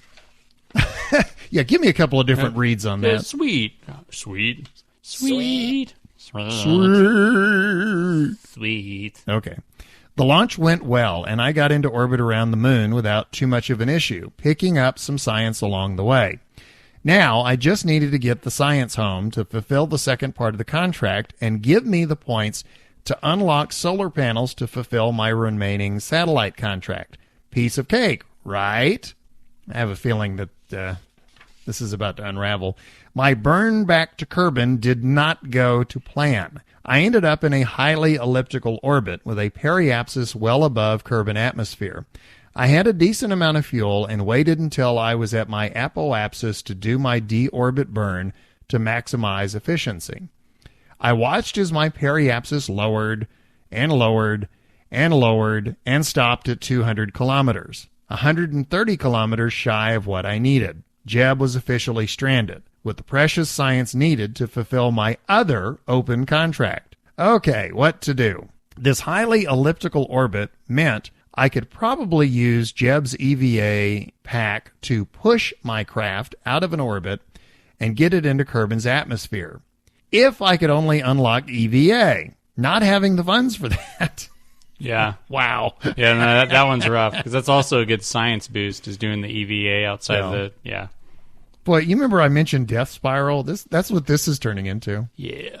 Not having the funds for that, I needed to cancel my remaining satellite contract, my whole reason for launching this endeavor, and pick up another different science around the moon contract. This would give me the science I need to unlock solar panels to complete my now canceled satellite contracts, and the funds I need to get Jeb home, or at least get me closer.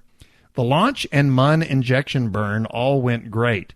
And since I didn't have to orbit the Mun, just pick up science, I had lots of Delta V to get home. However, as I was doing my deorbit burn to re-enter Kerbin's atmosphere, I noticed an object on a trajectory out of Kerbin's SOI, sphere of influence. Jeb had inadvertently picked up a gravity assist from the Mun and was launched into deep space, much like my ships in Joule orbit. Yeah. So after that, I got my science home and was able to unlock solar panels, but I lost Jeb. Rescue mission will be planned. Had to cancel my two original contracts and had a blast doing it all. Thanks, and keep up the good work. Shin. Do you remember I told you that I had, when I landed on Tylo, I didn't have enough fuel to get back up into orbit? Uh-huh. I actually tried, because, people are always talking about using EVA. Yeah. I actually tried. I burned full blast off the surface of Tylo, and I got as high as I possibly could, and right at the apoapsis, I had Limcott bail out and burn his EVA pack. Mm-hmm. I was trying anything to get back up into orbit. Yeah, yeah. Do you know what else I tried? And I discovered this. I knew this was a long shot anyway, but I didn't realize how much of a long shot it was until I actually tried it. I thought to myself, if I can just get up high enough to where I am in the path of the orbiting ship, mm-hmm. and let the other ship basically ram into me, that it would, hopefully if it didn't destroy me, that it would carry me into an orbit. Yeah, it seems like the plane made sense until that part. But yeah, well, if the plan was to blow yourself up, then yeah. Well, first of all, positioning yourself to be in the right place at the right time was almost impossible. Mm-hmm. Secondly, I did get close. I was fairly close when the orbiting ship went by. Yeah. And it was, if there had been sound in space, I mean, the Doppler effect of that thing passing me by would have been, yeah. Because, I mean, that's how fast it was. And that's when I realized, okay, there's no possible way I could have been in front of that thing and not been anything but dead. Because, if you're just sitting there stationary and that thing comes whipping around, mm-hmm. that thing is traveling very fast. You forget when you're doing rendezvous, part of what you're doing is you're matching speed with the object. And so you get to where your orbits and your speed and your trajectory are matched.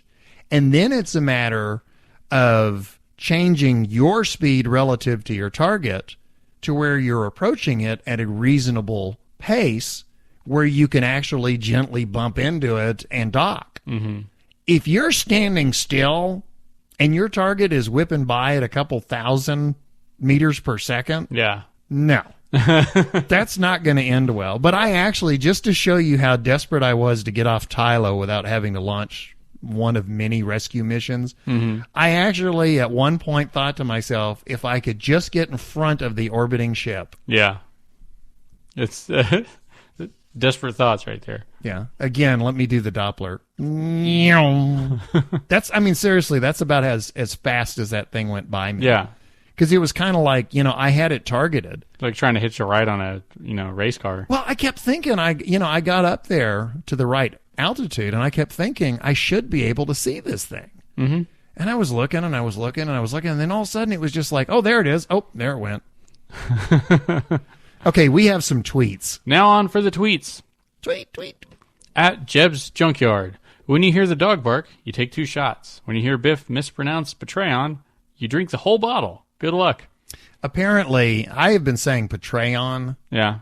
It's Patreon. Patreon. Like patrons, I guess. For eons. Well, that's what they were saying. Yeah, it's like patrons for eons. So anyway, we can't say got, Patreon anymore. We have to say Patreon. Patreon. Get your Patreon.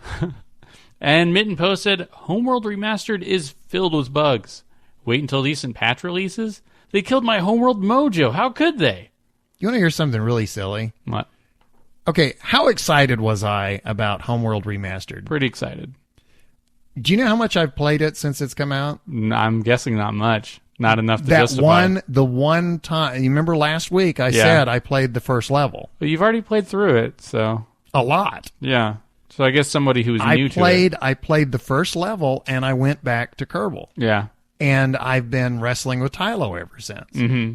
I don't know. Once you finish off Bop, you may go back to Homeworld. Who knows? Well, or start looking. I start doing Easter egg hunting. Yeah. Oh, and I should say the tweets.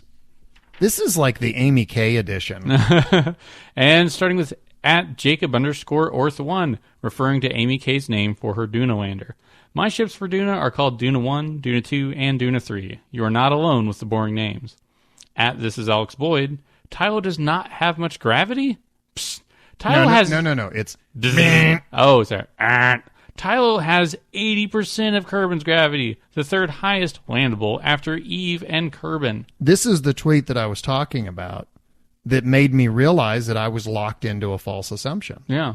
And it's very different because you don't have an atmosphere to parachute with. Yeah. So this was honestly, if I could make let me try it. Can you hear that? You slapping your hand against your forehead? I'm smacking my forehead. Yeah. I mean, because that was literally. Well, when I got that, when he tweeted that, Mm-hmm. I saw that and and then I went, he's absolutely right. Yeah. And that's kind of when I went, oh my, I've been stuck on this false assumption. That's why I'm not able to land. Yeah. So anyway, thanks to This Is Alex Boyd, I was able to successfully land on Tylo because he's the one that pointed out to me, you need to rethink what you're doing. Mm-hmm. That's, there's kind of that showbiz thing where, where people, they always go, we couldn't do this without you. Yeah. You know, that kind of, I mean, it's true with this podcast. That is true. Yeah.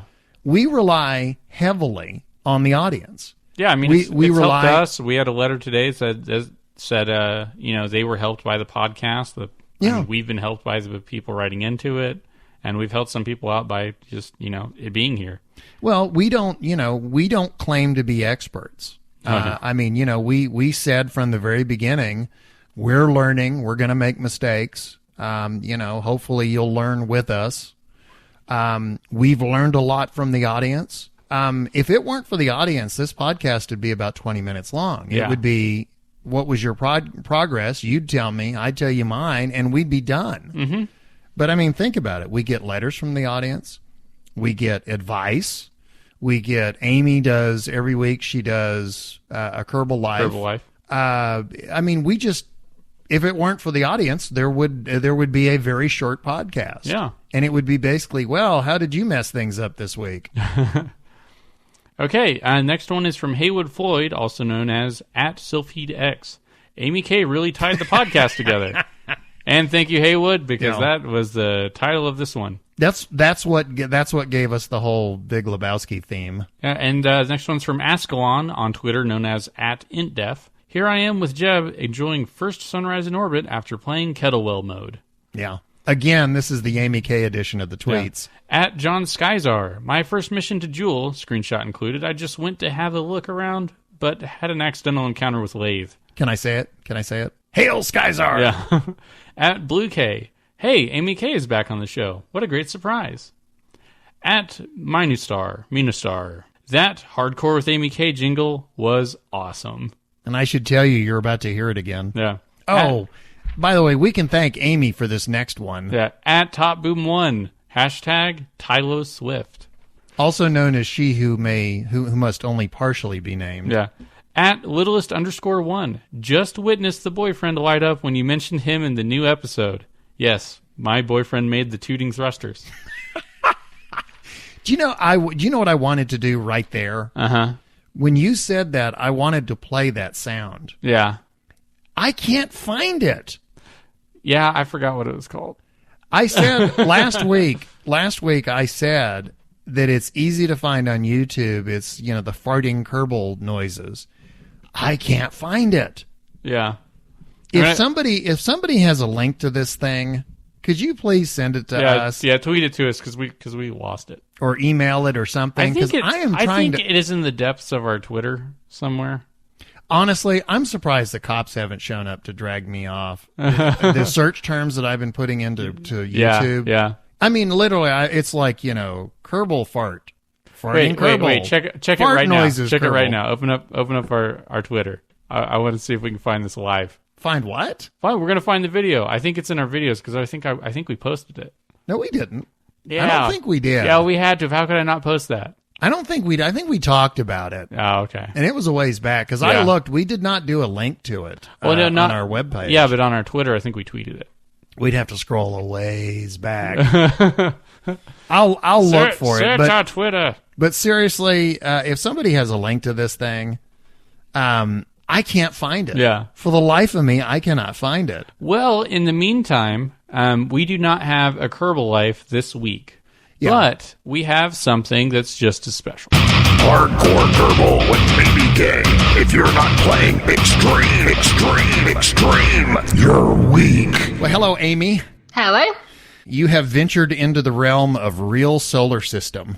You have to tell me about it. Well, I decided to make things a little harder for myself because I don't know why. Because you've never done that. Oh, I've never done that before. It's very unlike me. So real solar system is one of those that I've always had my eye on, but I didn't like the fact that I thought that it rearranged all the planets to create the solar system, and I didn't like that because I liked living in the Kerbal universe. Right. And then I was watching North Star on Steam, and he plays with real solar system, and I was talking to him about the only reason I don't do that is because, you know, I don't like that. And then he says there's a version, which is what I now use, called 64K, which just scales stock up by 6.4 times. So it is still the Kerbal system. It's just 6.4 times bigger. Okay. So I've installed that, and I installed a couple of new mods. Just little ones like Kerbal Alarm Clock and procedural parts. And so I went from Duna, which I was really proud of in my old game, Your old days. So proud of a week ago. A week ago is your old days. Yeah, but I was, my monstrosity got to the surface, and I was I tweeted out a picture. It was on its side, but it was on the surface, and I was happy. I was like, yeah, let's go back to basics. Yeah. So I installed Real Solar System and went from Duna to Kerbin, and I'm still on Kerbin. So the first thing I did when I got it, I thought, let's just go through the basics. So I launched straight up. I only had 3,500 Delta V, and I thought, this isn't going to get me anywhere close. And I got into space, and I was shocked. I was thinking, okay, this can't be right. This was supposed to be really, really hard. This isn't hard at all. And I made the mistake. I made the mistake of even tweeting that out. That this isn't as hard as I thought. So that's famous last words, isn't it? Yeah, added a bit more Delta V just in case, and tried to get into orbit. Really? Nowhere near. I have not got into orbit yet, and I've been playing this so much this week. I've come ever so close. I've had 9,000 Delta V ships that have failed to get into Kerbin orbit. Really? So, yeah. Now, let me ask you. I was concerned that this would cause your system to chug. Are you noticing any performance issues? Actually, no. It's another thing I was worried about before I got it, but it's almost exactly the same for as far as I can tell.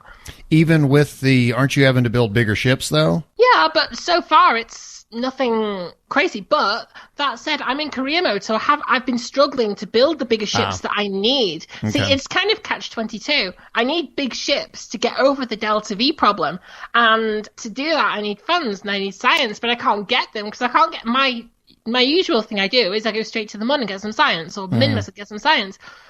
I can't do that. I even got to one point, I got back from a mission, and because I didn't do everything I was trying to do, I couldn't continue. I didn't have enough funds. I couldn't launch another ship to even do any of the contracts. So I had to actually start over. I imagine that's what game over will be in the stock, but it's really challenging. I love it so much. Of course. Have you considered doing this in science mode? No.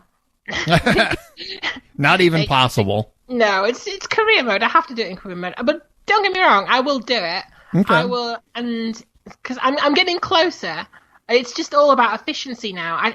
My 9,000 Delta V rocket would have got into orbit, I think, if it had been slightly more efficient. So I'm having to think more about things like that now than I did before. The biggest question, because this is a game, the number one question, are you having fun? Oh, yes. I'm failing so horribly, and it's so incredibly, monstrously hard. I'm loving every minute of it. Okay. So you're having a lot of fun with this. I take it this is not something you would recommend for a beginner. No, well, I still class myself technically as a beginner, just upper beginner. But for a new beginner, I would not suggest touching Real Solar System at all, no. So final thoughts, Real Solar System, what would you say? Devilishly hard, but really, really fun if you're masochistic. I nominate that for Kerbal's new tagline. Although she said one earlier that could also be, which is she said failing spectacularly and loving it. Yeah. So anyway. There's a t-shirt for you. So squad, if you're looking for new slogans for Kerbal. I looked during that whole update. You know what I didn't find? The farting. I didn't find the farting video. I told you it's far back. That's on a phone. I don't know. I think whenever I check it on my computer, I can find the videos faster. Okay. If you find it, but if not, we're still trying to find the link. Yeah. To the farting Kerbal video. The search for the farting video. Yeah, but anyway, that was Amy K. She is now playing with the Real Solar System mod. And I wanted to get her thoughts on it. It is incredibly difficult, and she's loving it. So anyway, Amy, as you know, had a birthday a week back, and the Kerbal life gets staggered because a lot of production is involved in it. Mm-hmm. So that's the reason why there isn't a Kerbal Life this week. Yeah, she's been on a massive bender, and she's still sobering up. That's it. Kerbal Life is kind of put on hold while she, tries to replenish her fluids. Are you going to do your Kerbalcast doesn't endorse binge drinking? Your disclaimer again? I said don't drink in Kerbal. If it's your birthday, go nuts. Yeah. Yeah. Well, apparently, every time we mispronounce Patreon... Oh. Yep. Alcoholism. Yep. Right there. everybody just chug-a-lugged. One thing I wish about Amy, she plays, she has a Mac. Yeah. And Steam right now, according to what she says, you can't watch. Yeah, you can't watch people. I think you can watch people, but you can't be watched, or was that it? Yeah, I think it's because I've tried to. I've seen her playing, and I've, clicked, watch now, and it'll come back and it says, software doesn't support this. But apparently that's coming. Yeah. But I would love to watch her play Real Solar System sometime. I'm what she's describing. I don't know if that would be fun for me. I know what it wouldn't be for me, and that's fun. No thanks. I love getting up into orbit, and I love going to other planets. And I mean, she's not even into orbit yet. Yeah. So I don't know. I'm good. Boy, North Star and Amy K, those are birds of a feather. Yeah. It's like they sit around and just think of ways to make it more difficult. But anyway, if you would like to contact Amy via Steam, she says that she has no problem with us giving out her username. I'm going to have to spell this. It's kind of a funny spelling of Amy83, but it's AOUMI83. That's her Steam name. So look for her and friend her. Don't be surprised if she asks to watch you play. She can watch other people. Yeah. But until they do an update. It's a one-way street. Yes. She who cannot be watched. Yeah.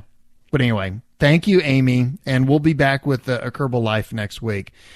We have some thanks that we want to go ahead and toss out. As I said before, a big thank you to our listeners. I mean, seriously, this podcast would not exist without you. Thank you so much to regular contributors, everybody who wrote in. Amy, thank you for your review of Real Solar System. And we also want to thank Andy M. for another excellent audio letter. Mm-hmm. And all the music you've heard is by Professor Ope. Professor Ope. It's overpowered. From the Mayberry Show. Man, I just love that. Yeah. So we're sorry, it's Professor music Soap. to listen to when you go down to the fishing hole. So good cracker. We're sorry, Professor Soap. We got your name wrong right then. If anyone, we got your name. Yeah, you got his name wrong. Hey, no, we failed together. So we got your name wrong right then. And if you'd like to hear his music, you can go to facebook.com/Professor Soap or find him on his website, profsoap.com. And also, we want to thank Squad for an awesome game. What did I say earlier? The per hour cost. Yeah. It was a very good investment on my part. If you would like to get in touch with us, you can send us text letters or you can send us audio letters via MP3. It's kerbalpodcast@gmail.com. You can also get us on Twitter @Kerbalcast. You can also subscribe to us on iTunes and download episodes directly from kerbalpodcast.libsyn.com. Look for us on Steam. Our usernames, Biff Aldrin, Nostromo, that's Nos, and then Tromo. Mm-hmm. And then again, Amy is AOUMI83. And if you would like to help support this podcast, go to patreon.com and just search for Kerbalcast.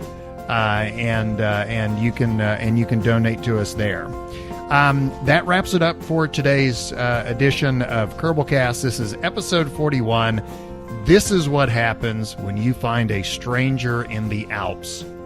That is the, if you know the movie, you know what the uncensored version of that line is. Yeah. I am your LMP, Lunar Module Pilot, Biff Aldrin.